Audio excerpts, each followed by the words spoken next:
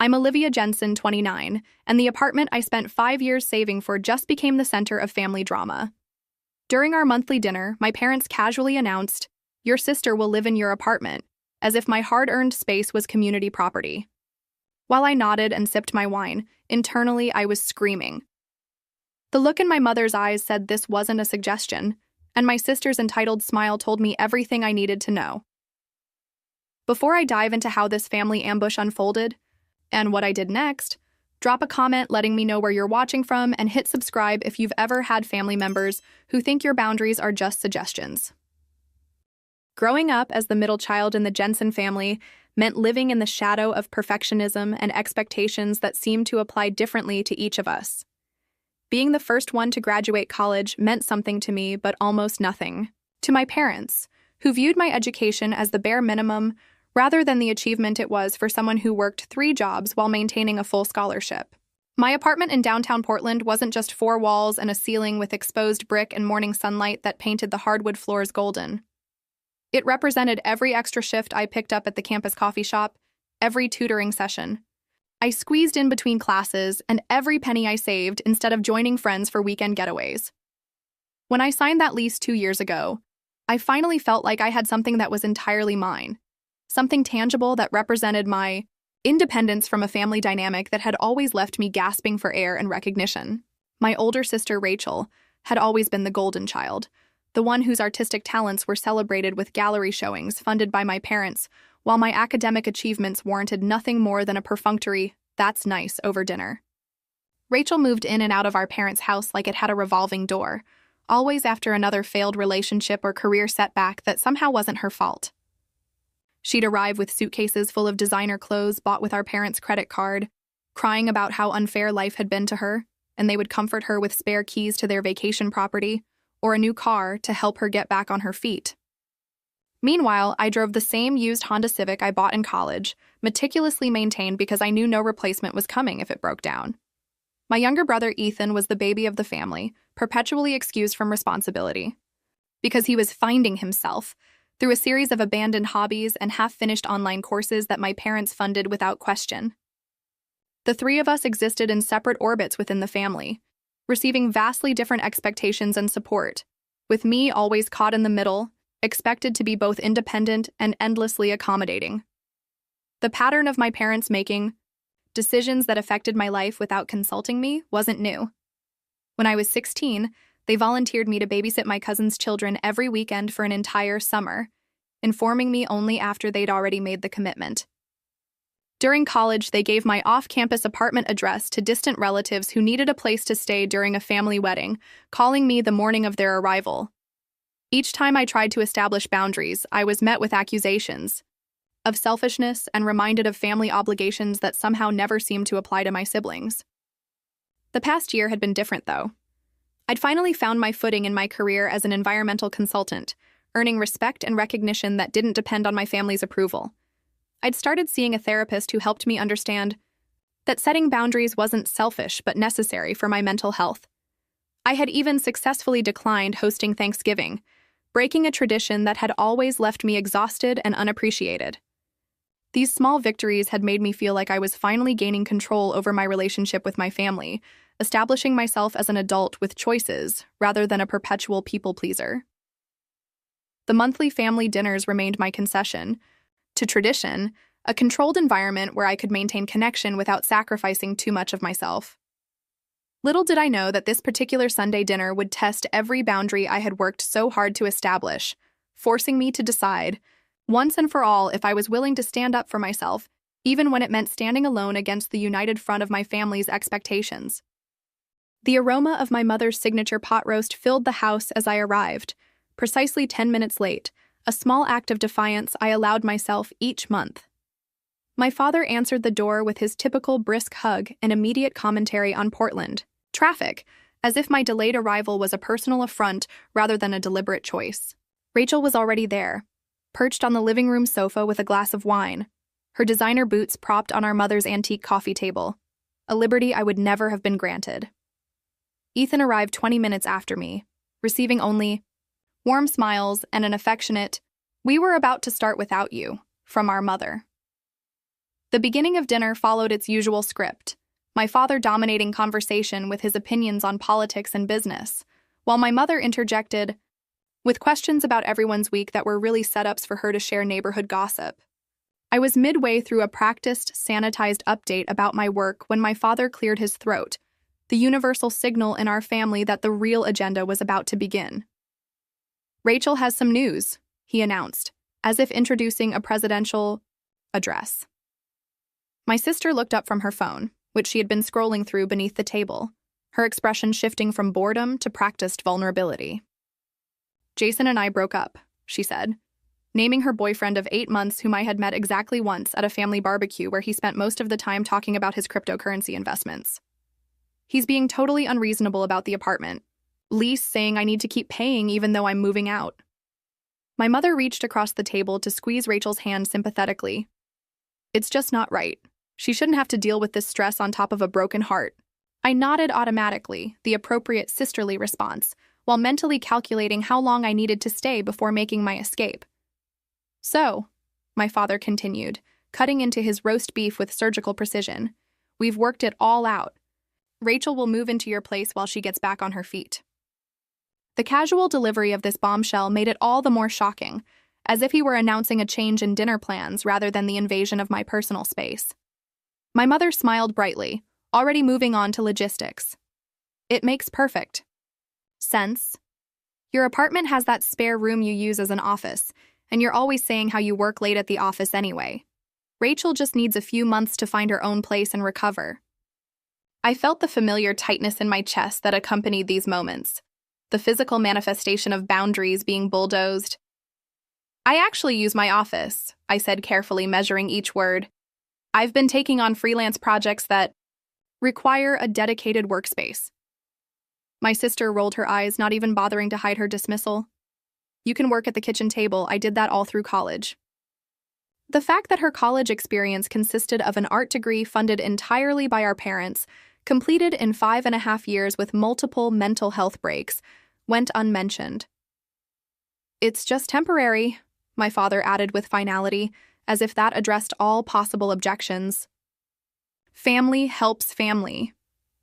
My mother was already on her phone, scrolling through her calendar. "We can help move her things next Saturday. Your building has visitor parking, right?" I watched them planning the dismantling of my personal space, the sanctuary I had created for myself, with the same enthusiasm they once showed planning Rachel's 16th birthday party, while forgetting my 18th. My brother caught my eye across the table and quickly looked away, unwilling to be drawn into a conflict that didn't directly affect him. I recognized the familiar crossroads: speak up and face the collective disapproval of my family, or remain silent and surrender my boundaries once again. This time, however, something shifted inside me. Instead of the anxious need to please that usually accompanied these moments, I felt a calm clarity. "I'll need to check my lease about long-term guests," I said neutrally, neither agreeing nor refusing outright. Of course," my mother waved away my concern. "But that's just formality. They can't stop you from helping your sister." I nodded again, letting them believe my compliance was assured while mentally drafting a completely different plan. The conversation shifted to the logistics of Rachel's move, with no one bothering to ask if I had plans for the weekend they had commandeered or considerations they had overlooked. I offered minimal responses, letting them mistake my quiet for agreement, rather than strategic retreat. As I helped clear the dishes after dessert, mapping out my response in my head, I realized I had reached the point where acquiescence was no longer an option I could live with. The drive home from my parents' house had never felt so liberating, my car becoming the transitional space where the dutiful daughter was replaced by a woman finally ready to take control. Sitting in my car outside my apartment building, I turned off the engine but didn't immediately get out. The familiar post-family dinner emotional hangover was settling in, but this time it came with a new sensation, something between righteous, anger, and absolute clarity. I played the dinner conversation over in my mind, hearing my parents' voices assigning my sister to my home without a single genuine question about my thoughts or feelings. The pattern was so clear now that I could almost laugh at its predictability. My needs always subordinate, my space and time treated as community resources while my siblings were sacrosanct. I thought about all the times I had swallowed my objections in the name of keeping the peace, all the small surrenders that had accumulated into the expectation that I would always bend. "Not this time," I whispered to my reflection in the rear view mirror, surprised by the steadiness in my voice. Inside my apartment, I kicked off my shoes and walked through each room, seeing it with fresh eyes, appreciating the sanctuary I had built for myself. The office they so casually suggested I dismantle contained not just my workspace, but the physical representation of dreams I was still building, projects that mattered to me, regardless of whether my family understood their value. I sat at my desk and opened my laptop, determination replacing the resignation I usually felt after these family encounters. First, I reviewed my lease agreement, confirming what I already suspected. Subletting without management approval was prohibited, and guests staying longer than 2 weeks needed to be added to the lease with proper background and credit checks. Rather than seeing these as obstacles, I recognized them as the framework for my response. Next, I called my friend Megan, who had witnessed the slow erosion of my boundaries over years of friendship. "They did what?" she exclaimed after I explained the situation. "Oh, hell no, Liv. You can't let this happen again." Her indignation was validating in a way my own emotions rarely were, her outsider perspective confirming that my family's behavior wasn't normal or acceptable. "I'm not going to," I said, surprising myself with my conviction. "I just need to figure out how to handle this without causing a complete family meltdown." We talked through options, discarding the direct confrontation approach that had failed in the past. My family had mastered the art of overwhelming opposition through sheer persistence and united guilt-tripping. This situation called for strategy, over confrontation, action over argument. "What if you just weren't there?" Megan suggested. "What if when they show up with Rachel's stuff, you're simply unavailable?" The idea took root immediately. I had vacation days accumulated, and a work conference in Seattle the following month that I could potentially move up. My mind raced with possibilities, not just for avoiding the immediate conflict, but for establishing a precedent that would reshape my family relationships going forward. After ending the call with Megan, I researched tenant rights more thoroughly, taking notes on the legal protection of my occupancy. I contacted my building manager via email, inquiring about the visitor policy and security protocols, framing my questions as general interest rather than specific concern. By midnight, my initial anxiety had transformed into methodical planning. I created a document outlining each step needed to secure my space and my boundaries: schedule adjustment, communication strategy, legal considerations, and contingency plans. I considered who might temporarily occupy my apartment during my absence, someone whose presence would make it impossible for my sister to simply move in. My colleague Derek had recently mentioned needing a place to stay while his condo underwent emergency repairs. He was responsible, professional, and unknown to my family, making him the perfect temporary occupant. The final piece clicked into place when I realized I could create a legitimate short-term sublease for Derek, documenting the arrangement in a way that would stand up to my family's inevitable attempts to circumvent it. As I finally went to bed, exhaustion mingled with a newfound sense of empowerment. For perhaps the first time, I wasn't lying awake rehearsing explanations or apologies for standing up for myself. Instead, I was planning a resolution that would force my family to recognize me as an adult, with rights they could not override, regardless of their expectations or sense of entitlement. The path ahead would be uncomfortable and possibly painful, but as I drifted off to sleep, I knew with absolute certainty that the discomfort of confrontation would be far more bearable than the slow suffocation of surrendering my independence yet again. The week following the family dinner unfolded with methodical precision as I implemented each phase of my plan. Monday morning began with a visit to my building's management office, where I spoke with Tanya, the property manager who had approved my lease application 2 years earlier. "I'm considering having a friend stay while I'm away for work," I explained, careful to frame the situation in neutral terms. "I wanted to make sure I understand all the policies about guests and temporary occupants." Tanya provided the visitor guidelines and sublease paperwork, explaining that any stay longer than 14 days required management approval and a background check for the occupant. I nodded, feigning casual interest while mentally noting how These policies contradicted my family's assumptions. And just to clarify, if someone showed up claiming to be moving in without this paperwork, I asked. Absolutely not permitted, Tanya stated firmly. Security would prevent entry without authorization, and we take that very seriously. It's for everyone's safety and compliance with occupancy laws. Armed with this confirmation, I texted my colleague Derek during lunch, explaining my situation in professional terms while omitting the more dysfunctional family dynamics. I need someone responsible in my apartment while I'm away for 2 weeks. There would be a formal sublease to protect both of us. Would you be interested? Derek's response came within the hour, expressing gratitude for the timing given his ongoing condo repairs. We arranged to meet Wednesday after work to review the arrangement and complete the necessary paperwork. Tuesday evening, I received the first text from Rachel. Mom says I should check with you about what furniture I should bring. I'm thinking my bedroom set would look better in your spare room than whatever you have in there. The presumptuous tone confirmed I was making the right decision. I crafted a deliberately vague response. I'm figuring out some logistics about the apartment situation. Let's touch base next week. This non-committal reply bought time while revealing nothing of my intentions. Wednesday proceeded with purpose as I met with Derek, showing him around my apartment and explaining the temporary arrangement.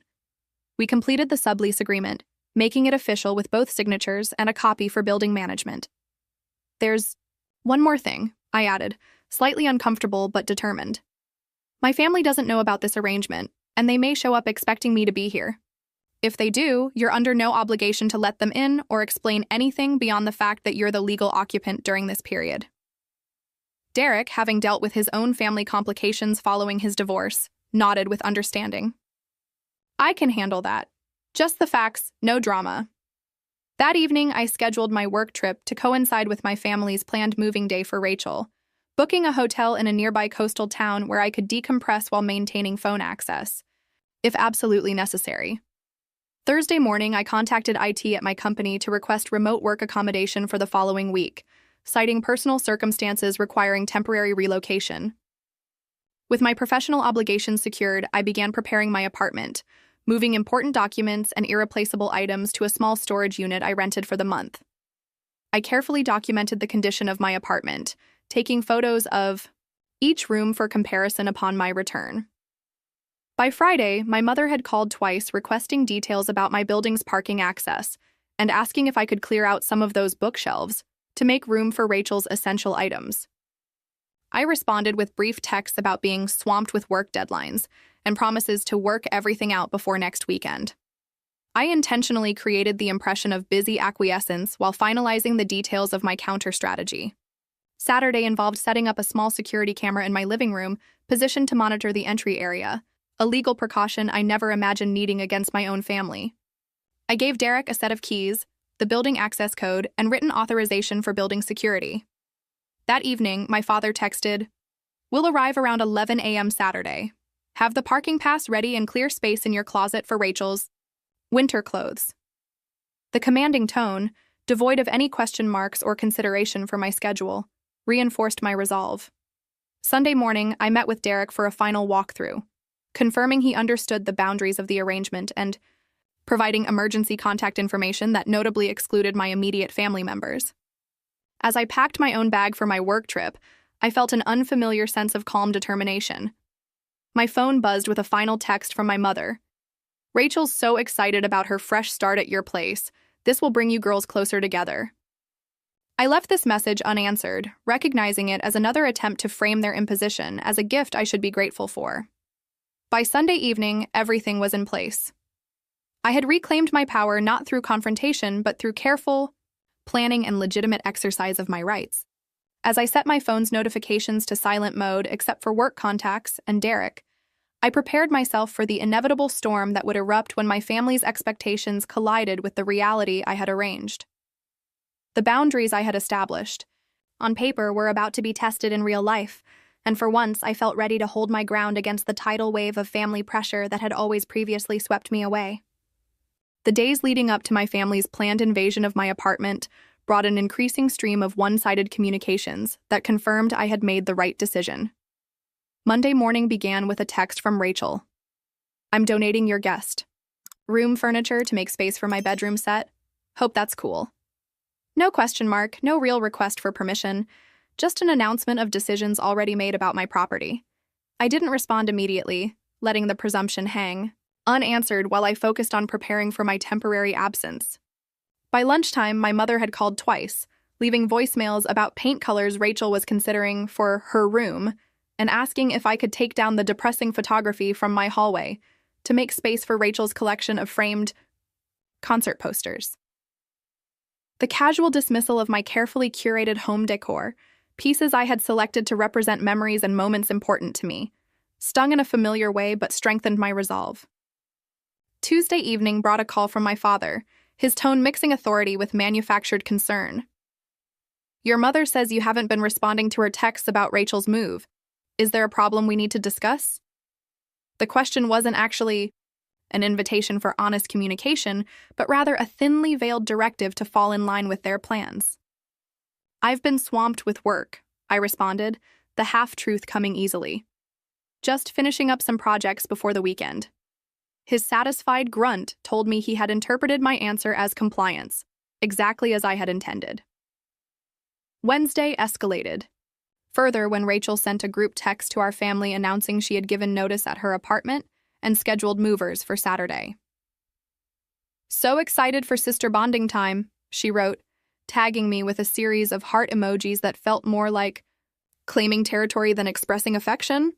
My mother responded with enthusiastic planning for a moving day lunch they would bring to my apartment, while my father chimed in with logistics about borrowing his colleague's truck for the larger furniture items. The conversation continued. Without my input, a stream of decisions and arrangements flowing past as if my participation was optional, but my compliance was guaranteed. That evening, I met with Megan for dinner, my last opportunity to see her before I implemented the final phase of my plan. "They're really doing this, aren't they?" she asked, scrolling through the screenshots I showed her of my family's messages. "They have absolutely no doubt you'll just roll over and let them take over your space." I nodded, picking at my food, as the reality of the confrontation ahead settled in my stomach like a stone. I know this is the right thing to do, but I still feel guilty, like I'm being mean or selfish for not helping my sister. Megan reached across the table and squeezed my hand. "Liv, listen to me. Having boundaries isn't mean. Expecting basic respect isn't selfish. They're the ones being inappropriate here, not you." Her words were a lifeline, reinforcing the perspective I was still struggling to fully embrace.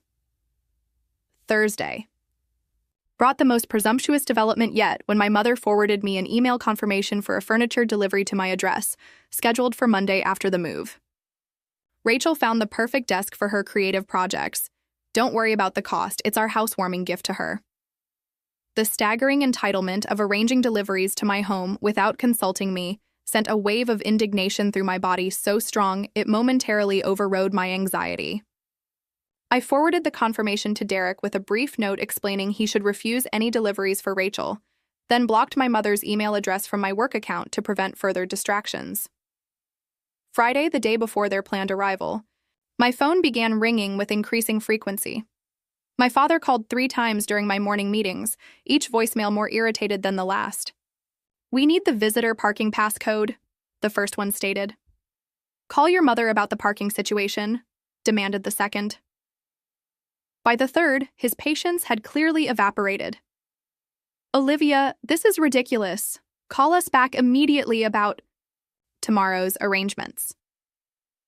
My mother alternated between guilt-inducing messages about Rachel's fragile emotional state following her breakup and passive-aggressive reminders about family obligations. "Your sister would do this for you," she texted, conveniently forgetting the time I needed emergency housing after a pipe burst in my first apartment, and Rachel had claimed her spare room was being used for art storage. By early evening, I had packed my bag for my weekend away and finalized arrangements with Derek, who would move in later that night. I set an out-of-office email response citing a work emergency requiring immediate travel, deliberately vague but official sounding. As I prepared to leave, my phone lit up with a final message from my father. "We'll be at your building at 11 a.m. Sharp. Rachel's entire apartment is packed and ready. Don't make this difficult." The commanding tone, so familiar yet now so clearly inappropriate, cemented my decision. I took one last look around my apartment, noting how peaceful it felt in the quiet before the storm. For the first time in my adult life, I was choosing to prioritize my own boundaries over my family's expectations. And despite the anxiety churning, in my stomach I also felt an unfamiliar sense of self-respect blooming in my chest. As I locked my apartment door and handed the keys to Derek in the hallway, I allowed myself to acknowledge the painful truth. Sometimes establishing healthy boundaries with family feels like a betrayal precisely because they've trained you to betray yourself instead. The real test would come tomorrow when they arrived expecting compliance and found their assumptions shattered against the reality I had carefully constructed. Saturday morning dawned with perfect northwest autumn clarity, the kind of crisp, sunny day that typically energized me. I awoke in my hotel room 30 miles from my apartment, feeling both nervous anticipation and surprising calm about the boundary I was finally enforcing. My phone, which I had kept on Do Not Disturb overnight, showed 5 missed calls from my mother starting at 7:30 a.m., 3 from my father, and a series of increasingly frantic texts from Rachel. "On our way!" The first message announced cheerfully at 9:15. "Dad borrowed Uncle Steve's truck for my dresser. So excited." By 10:30, the tone had shifted. "Where are you? We need the parking pass." At 10:45, "Call Mom now. We're almost there." I sent a brief text to Derek confirming my family was en route and received his calm response. "Got it. Everything's under control here." Then I silenced my phone again and ordered room service breakfast, determined to protect my mental space during what I knew would be a challenging few hours. At precisely 11:03 a.m., my security app pinged with motion detection at my apartment door. Opening the application, I watched the scene unfold in real time. My parents and Rachel stood in the hallway outside my unit, my father pounding on the door with increasing force while my mother repeatedly rang the doorbell. Rachel paced behind them, gesturing animatedly while talking on her phone, presumably trying to reach me. After several minutes of unanswered knocking, my father pulled out his phone and appeared to call building management. I imagined the conversation, with the weekend security staff explaining that no, they could not provide access to an apartment for individuals not on the lease, regardless of family relationship. The security footage continued as my family retreated temporarily, likely heading to the lobby to strategize. 20 minutes later, they returned with a building security officer who appeared to be explaining something that caused my mother to throw her hands up in exasperation. My father's posture stiffened in the way it always did when he encountered resistance to his plans, his authoritative demeanor failing to impress the security professional who was simply doing his job. Just as they seemed ready to leave, the apartment door opened, revealing Derek in casual weekend attire, coffee mug in hand. Even without audio, I could see my family's shock in their body language, the physical recoil of surprise. Derek appeared, perfectly calm, likely explaining his legal occupancy, while my family struggled to process this unexpected development. My mother's hand flew to her chest in her signature gesture of distress, while my father leaned forward aggressively until the security officer stepped between them. Rachel stood frozen, her expression shifting from confusion to outrage as the reality of the situation became clear. The confrontation lasted less than 5 minutes before the security officer escorted my family back toward the elevator. My father's rigid back and my mother's animated gesturing suggesting heated emotions, barely contained. As they disappeared from the camera's view, I exhaled slowly, realizing I had been holding my breath while watching the encounter. Within moments, my phone exploded with notifications.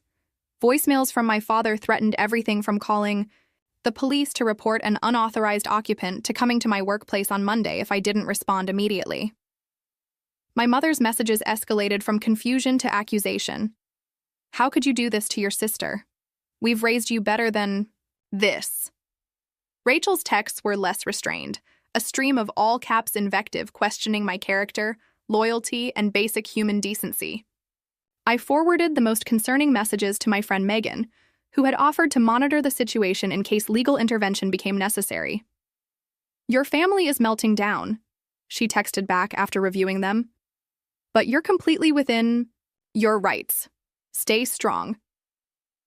Around 1 p.m., Derek called to give me a first-hand account of the confrontation. "Your father tried to insist they had your permission to enter," he explained. "When I showed them the sublease agreement, he claimed it must be fraudulent." The security guy had to remind him that attempting unauthorized entry could result in police involvement. He chuckled lightly. They left when your dad realized he was creating a scene in front of your neighbors. Your mom said they would address this betrayal directly with you. I thanked him for handling the situation so professionally and asked if he felt comfortable continuing with our arrangement given the conflict. Absolutely, he assured me. Your family's drama doesn't change our agreement. Your home is secure. By early evening, the initial barrage of calls and texts had slowed, replaced by a more strategic approach. My aunt called, clearly enlisted as a mediator, her voice gentle with practiced concern. Everyone's worried about you, Olivia. This isn't, like you, shutting out your family when they need you. I let her voicemail play to completion, but didn't return the call, recognizing the familiar pattern of using extended family to apply pressure when direct methods failed. My father's final message of the day came at 10:30 p.m., his voice deliberately controlled but underlined with anger. Your mother is distraught. Rachel has nowhere to go. Whatever point you're trying to make, you've made it. This childish stunt ends now. Call us in the morning to arrange access to your apartment. As I prepared for bed in my quiet hotel room, I felt an unexpected sense of peace despite the day's chaos. For the first time, I had set a boundary and held it firm against the tidal wave of family pressure. The guilt and anxiety were still present, familiar companions after years of emotional conditioning, but alongside them was something new and fragile. Pride in my own strength and the certainty that I deserved the basic respect of being consulted about my own living space. Tomorrow would bring more confrontation as my family adjusted to this new reality, but tonight I allowed myself to recognize a simple truth. Sometimes the most loving thing you can do for both yourself and others is to stop participating in unhealthy patterns, even when, especially when, that disruption causes discomfort. The path to healthier relationships begins with the courage to say no when saying yes would require the sacrifice of your self-respect. Sunday morning arrived with the strange quietness that follows upheaval, like the stillness after a thunderstorm. I checked my security feed first thing, relieved to see no unexpected visitors had attempted to return to my apartment overnight. My phone showed fewer messages than I expected, suggesting my family might be regrouping to develop a new strategy. The first text came from Rachel at 7:15 a.m., her tone dramatically different from yesterday's rage. I don't understand why you're doing this to me. I have nowhere to go. Is this because of that time I borrowed your sweater in high school and stretched it out? I said I was sorry for that. The attempt to minimize the situation by referencing a trivial past conflict rather than acknowledging the genuine boundary violation in the present was so characteristic of our family dynamics that I almost laughed despite the tension. I didn't respond, recognizing the message as the first move in the familiar dance of deflection and guilt manipulation. By mid-morning, my mother had shifted from anger to bargaining, her voicemail suggesting compromises that still fundamentally disregarded my autonomy. Maybe Rachel could just stay for 2 weeks while she finds another place? We could pay you a little rent if that's what this is about. Family helps family, Olivia. The implication that my boundary was motivated by financial interest rather than basic respect for my space and independence revealed how deeply she misunderstood my position. My father's communication style evolved as well, moving from commands to calculated reason. I understand you feel we should have discussed this more thoroughly. That's fair. Let's sit down like adults and work out a solution that helps your sister while respecting your concerns. His measured tone couldn't disguise the underlying assumption that the end result would still be Rachel moving into my apartment, just with the veneer of my consent added to legitimize the arrangement. Around noon, I received an unexpected text from my brother Ethan, who had remained conspicuously silent throughout the conflict. Mom and Dad are freaking out. Rachel's staying at their place and complaining nonstop. Not sure what happened exactly, but whatever you did to stand up to them, respect. His message was the first acknowledgement from any family member that my resistance might be justified, and it provided a small but significant counterbalance to the overwhelming pressure from the rest of the family. Derek updated me throughout the day, reporting that building security had increased patrols of my floor after my family's confrontational behavior raised concerns. Your father called the management office this morning, he informed me.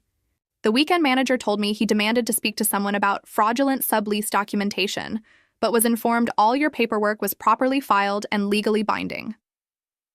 The failed attempt to override my arrangements through building management confirmed my decision to handle this situation through official channels rather than emotional appeals had been the right approach.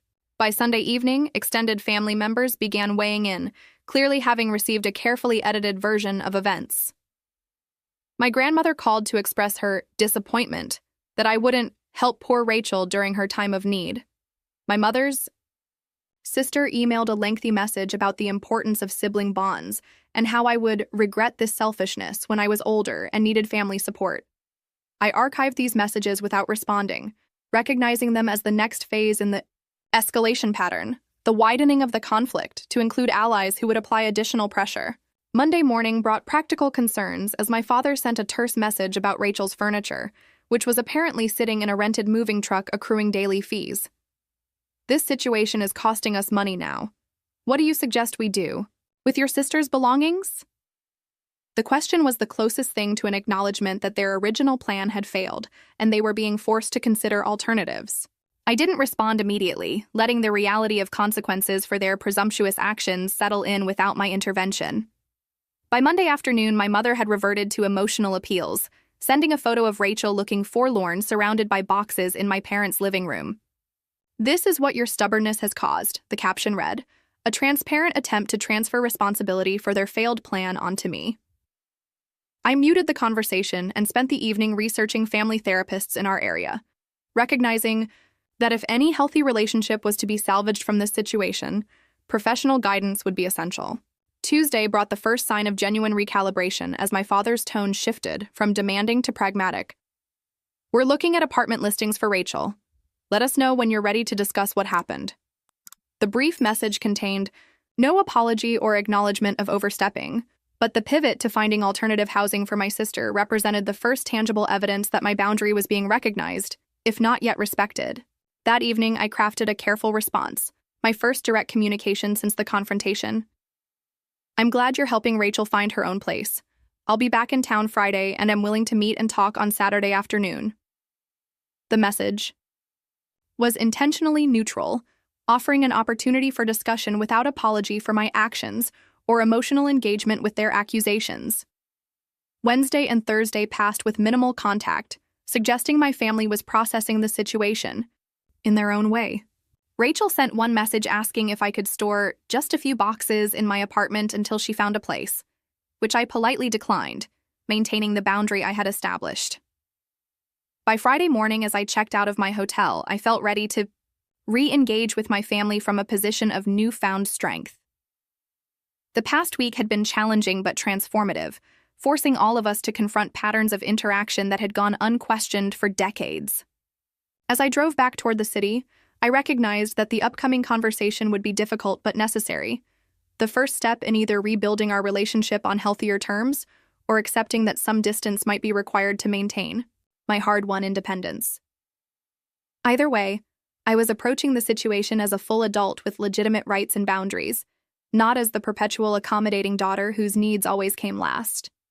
That shift in perspective, more than any practical outcome, represented the true victory in this painful but necessary confrontation with family dynamics that should have been challenged long ago. Saturday afternoon arrived with golden autumn sunlight streaming through the windows of the neutral territory I had selected for our family meeting, a quiet coffee shop equidistant from my apartment and my parents' house. I arrived 15 minutes early, deliberately choosing a corner table with good visibility of the entrance and enough privacy for our conversation. Ordering a cappuccino provided a moment to steady my nerves and review the key points I had prepared, determined to remain calm and clear, regardless of how my family approached the discussion. My mother arrived first, 5 minutes early as was her habit, her expression carefully composed but her rapid blinking betraying her nervousness. She moved to hug me, hesitating when I offered a hand instead, the small gesture establishing new boundaries from the outset. My father and Rachel arrived together moments later, my father's face set in the stern expression he adopted when preparing for difficult negotiations, Rachel's eyes red-rimmed from either tears or lack of sleep. An awkward silence fell as they settled into their seats, the familiar family dynamic temporarily disrupted by the unprecedented situation. My father cleared his throat, assuming his usual role as conversation director. Well, Olivia, I think you owe us all an explanation for your behavior last weekend. The framing was predictable, positioning me as the transgressor despite their actions, and I recognized it as the opening gambit it was. Actually, I replied, keeping my voice deliberately. I think we need to discuss why you all made plans for my apartment without consulting me first. My directness clearly surprised them, my mother's eyebrows rising as my father's mouth tightened at the corners. Rachel shifted uncomfortably in her seat, suddenly very interested in stirring her untouched coffee. We were trying to help your sister? My mother began, her voice sliding into the gentle remonstrance that had diffused countless family conflicts in the past. You have that extra room just sitting there while Rachel needed a place to stay. Family helps family. The familiar refrain hung in the air between us, a maxim I had heard countless times when sacrifices were expected of me, but rarely when I needed support. I understand Rachel needed help, I acknowledged, but deciding she would move into my home without even asking me first wasn't help. It was an invasion of my space and disregard for my autonomy. My father leaned forward, his patience visibly thinning. This melodramatic terminology isn't helpful, Olivia. Invasion? Autonomy? We're talking about your sister needing temporary housing, not some philosophical debate about personal boundaries. The dismissal of my concerns as melodrama was another familiar tactic, one that had effectively silenced me in past conflicts. This time, however, I had anticipated the move and prepared my response. It is about boundaries, Dad. Healthy ones. Would you have made these arrangements for Rachel to move into Ethan's apartment without asking him first? The question landed, with visible impact, my father sitting back slightly as he considered. My mother jumped in quickly. That's different. Ethan's situation is different. The vague justification highlighted the double standard I had lived with for years, making it impossible to ignore. Different how? I pressed gently. Because you respect his space and decisions in a way you don't respect mine? Rachel finally spoke, her voice wavering between defensiveness and genuine confusion. I didn't know they hadn't talked to you about it first. They told me you were fine with the arrangement. Her revelation shifted something in the conversation, suggesting my parents had misled not just me, but also my sister about the level of communication that had occurred. My mother flushed slightly, her gaze dropping to her coffee cup. We were going to discuss the details with you, but we knew you'd be agreeable once you understood Rachel's situation. The presumption inherent in her statement hung in the air, impossible to ignore. That's exactly the problem, I said quietly. You didn't talk to me because you assumed I'd say yes regardless of my own needs or circumstances. You treated my home as community property rather than my personal space. My father started to respond, but paused, seemingly processing my words with unexpected consideration. The momentary silence stretched until he finally spoke, his tone notably less combative. Perhaps we should have approached this differently. Your living situation is your own business, and we overstepped. The acknowledgement, however reluctant, was more than I had honestly expected, and I felt something tight in my chest begin to loosen slightly. My mother's expression remained troubled, her innate desire for family harmony clearly battling with the disruption to established patterns. We just want what's best for both our girls, she said, reaching toward me again. You've always been so independent, we sometimes forget to check if you need your space. The qualifier sometimes understated decades of boundary violations, but I recognized the statement as the closest thing to an apology I was likely to receive in this initial conversation. Rachel looked between our parents, then directly at me, her expression more genuine than I had seen in years. I'm sorry, Liv. I should have called you directly instead of just assuming everything was arranged. That was really inconsiderate. Her apology, unqualified and straightforward, surprised me most of all. Thank you for saying that, I replied sincerely. I would have been happy to help you find solutions if I'd been approached respectfully. The conversation shifted then, moving from accusation to tentative problem-solving. My father mentioned several apartments they had found for Rachel, more affordable than she had initially wanted, but within her budget with some parental assistance. My mother suggested a family gathering to help Rachel move once she secured a place, carefully adding, "If everyone's available," with a meaningful glance at me. As the tension gradually eased, I introduced my final prepared point, the one I had been most nervous about addressing. Going forward, I need certain boundaries respected, direct communication rather than assumptions, consulting me about decisions that affect my life before they're made, and respecting my right to say no without being made to feel selfish or difficult.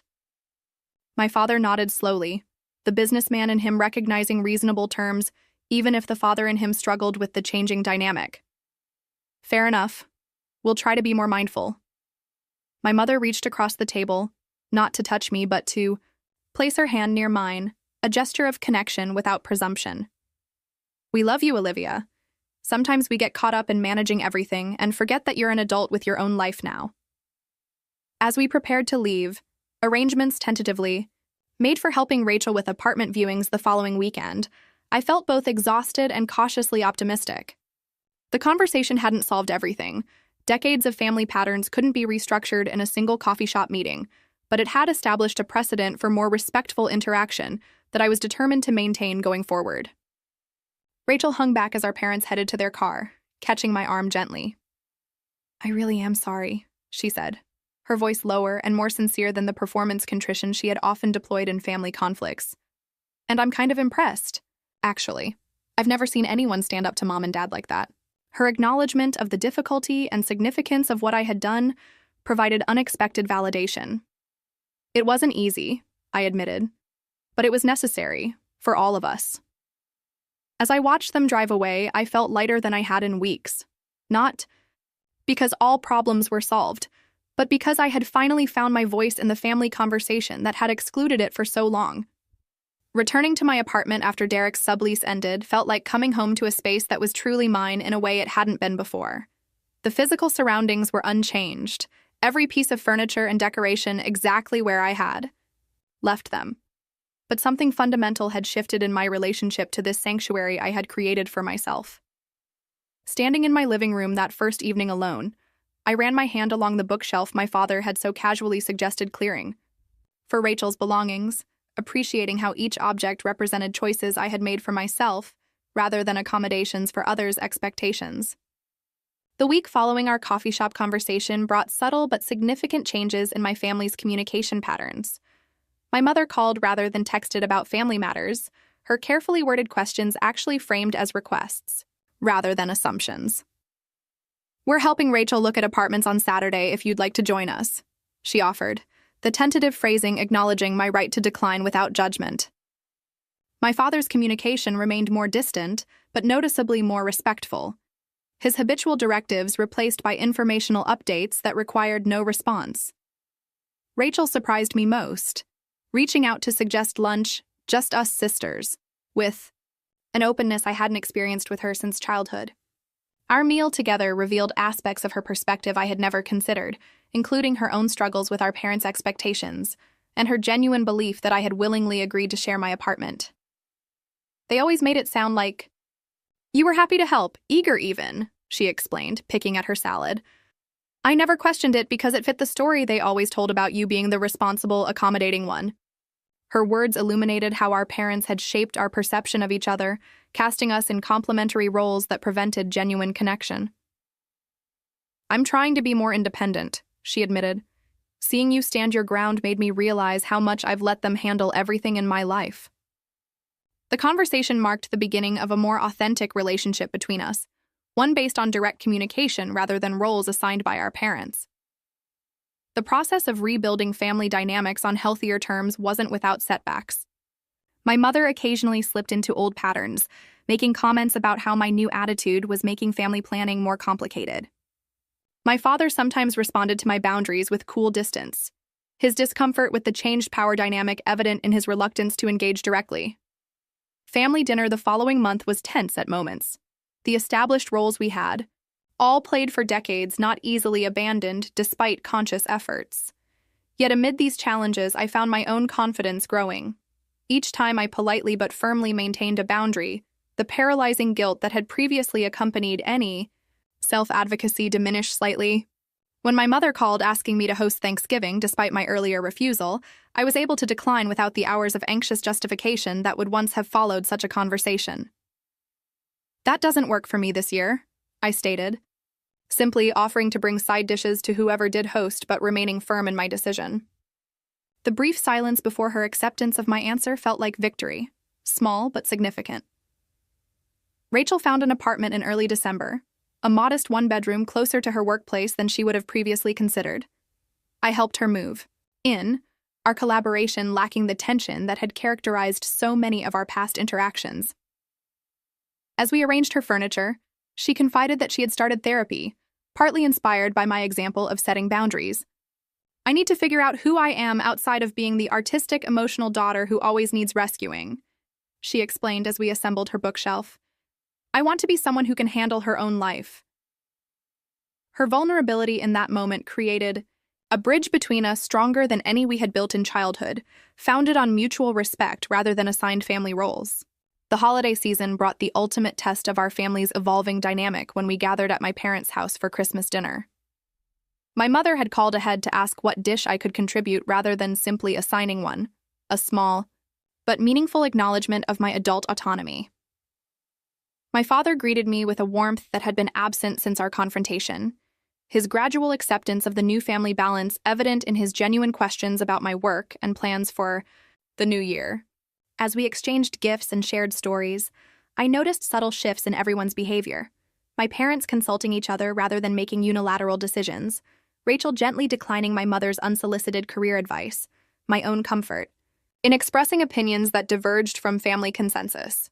The evening wasn't perfect, old patterns occasionally emerging before being consciously redirected, but it represented genuine progress toward healthier family relationships.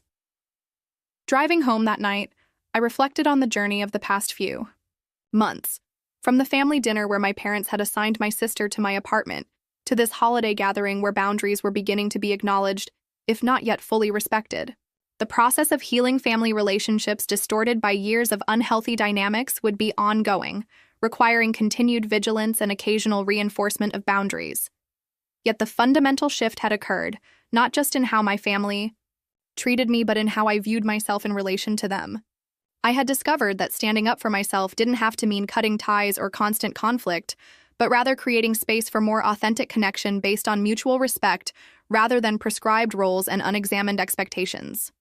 As I unlocked my apartment door, returning to the space I had fought to protect, I felt grateful not just for these walls and this sanctuary, but for the stronger sense of self I had discovered within them.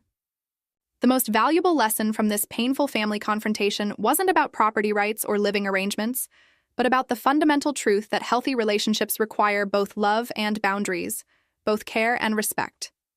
By finally saying no to a boundary violation I would once have silently accepted, I had opened the possibility of saying yes to a more genuine connection with my family, one built on who we truly were rather than who we were expected to be. Have you ever had to stand up to your family to protect your boundaries? I'd love to hear your stories in the comments below. Sometimes the hardest people to set boundaries with are the ones we love most, but as I learned, it's often the healthiest thing we can do for ourselves and our relationships. Don't forget to like this video and subscribe if you want more stories about navigating complex family dynamics and personal growth. Remember, setting boundaries isn't selfish, it's essential for building authentic relationships that can truly stand the test of time.